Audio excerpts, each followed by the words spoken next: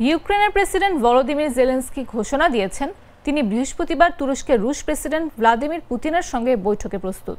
একই সঙ্গে তিনি অবিলম্বে ও নিঃশর্ত যুদ্ধবিরতির আহ্বান জানিয়েছেন।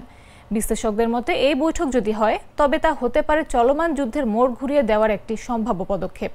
এক বিবৃতিতে জেলেনস্কি বলেন, প্রাণহানি বন্ধ করতে দেরি করার কোনো মানে নেই। আমি বৃহস্পতিবার তুরস্কে পুতিনের অপেক্ষায় থাকব। তিনি আরও বলেন, আগামীকাল থেকেই যুদ্ধবিরতির প্রত্যাশা করছি, যা এখন আলোচনার টেবিলে রয়েছে। এমন পরিস্থিতিতে দীর্ঘমেয়াদী সম্পূর্ণ ও নিঃশর্ত যুদ্ধবিরতি কূটনৈতিক সমাধানের পথ আরও কাছাকাছি আনতে পারে।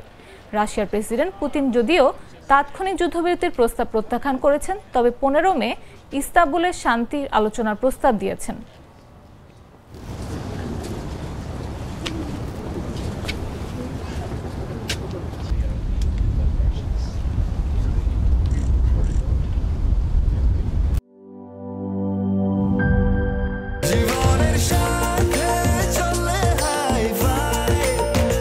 স্বাস্থ্যকর অল টাইম ফ্যামিলি কেক, সব সময় অল টাইম হেলদি লাইফ।